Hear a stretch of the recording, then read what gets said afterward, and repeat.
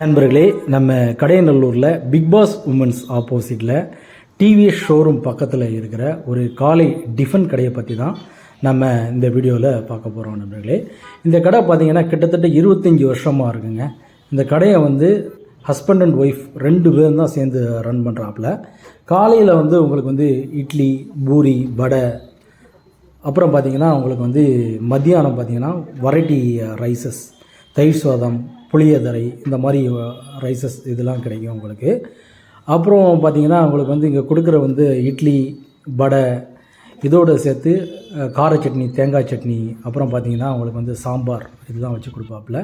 இந்த கடைக்குனே பார்த்திங்கன்னா ஒரு கஸ்டமர்ஸ் இருக்கிறாங்க, ஏகப்பட்ட பேர்.